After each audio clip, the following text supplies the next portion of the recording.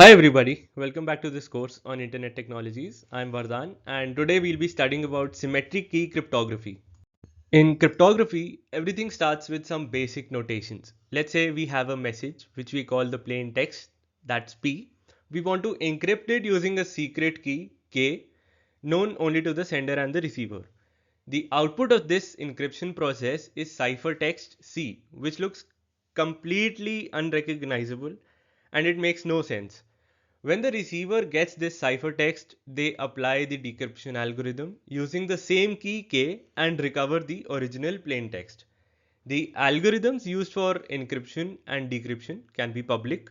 What ensures security is the key, not the algorithm itself. Now, symmetric key cryptography is all about using the same key for both encryption and decryption. The key must remain secret. Everything else can be public. That includes the encryption and decryption algorithms. Now, while this method is efficient, it has a scalability issue. If there are n users, each pair needs a unique key. So we end up needing n minus 1 by 2 keys for secure communication between all users. So this is a logistical challenge. The earliest forms of symmetric ciphers were substitution and transposition ciphers, which we'll explore next. So substitution ciphers work by replacing letters with other letters. One of the oldest examples is the Caesar cipher, named after Julius Caesar, where each letter in the plain text is shifted by a fixed number of places. For example, with k equal 3, A becomes D, B becomes E, and so on. So Happy New Year becomes something like KDSSB, QHZ, BHDU. So this method is easy to implement, but it is also easy to break. So a brute force attacker only has to try 25 shifts and frequency analysis can reveal patterns in long text. So making this cipher insecure by modern standards. Unlike substitution, transposition ciphers don't replace letters, they just rearrange them. A common method is to write the message row by row in a rectangle and then read the column in a specific order. So that order becomes the key. For example, take the message, "We are such stuff as dreams are made of." This is a quote by Shakespeare, and we'll write it in 7 columns. Then permute the columns using the order 4, 3, 1, 2, 5, 6, 7. The output looks jumbled but can be reversed using the key. Again, simple but not secure enough for modern standards. Now, the two major forms of cryptographic ciphers are either stream ciphers and block ciphers. A stream cipher encrypts data 1 bit or 1 byte at a time. It's fast and suitable for lightweight tasks. Think real time video or audio. But block ciphers, on the other hand, encrypt chunks of data in fixed size blocks. For example, 64 or 128 bits at a time. They are more secure and are widely used in modern cryptographic systems. Each method has its own use case depending on the level of security and performance needed. Several famous block ciphers have been developed over the years.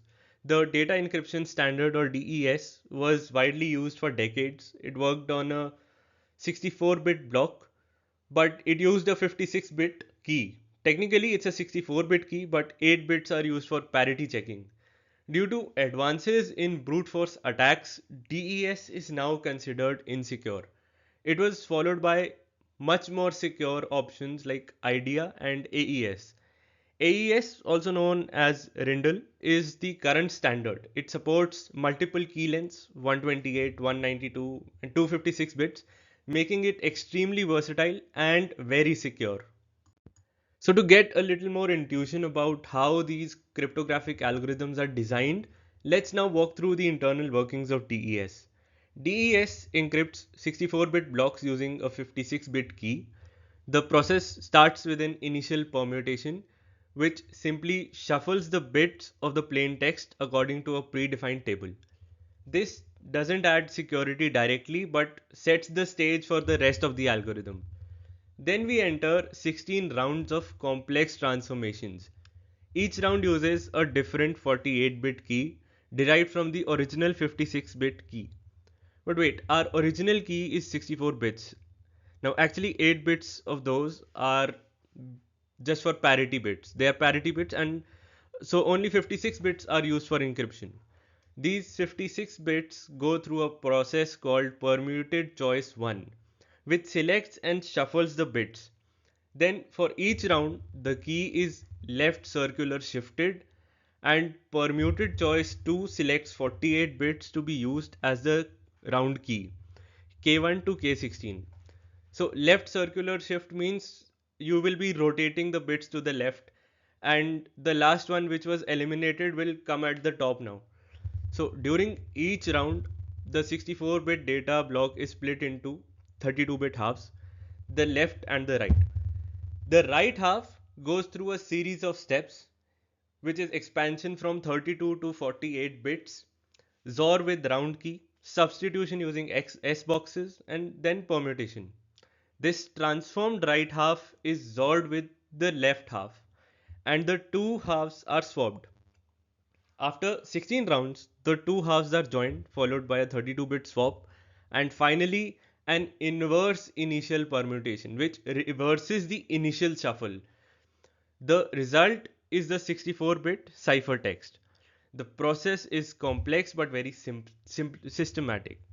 The strength of the DES lies in the repeated application of key-dependent substitutions and permutations. But due to its very small key size, DES is no longer secure by today's standard.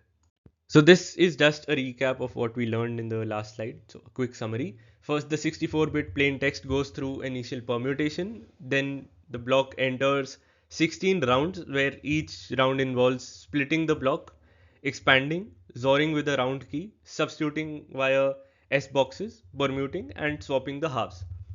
After all rounds are complete, the block goes through a final permutation and we get the 64-bit ciphertext. The process is very symmetric. So decryption uses the same steps but applies the keys in reverse order. So that is it for this video, and the next lesson will be about public key cryptography. So thank you for joining in, and I'll see you next time.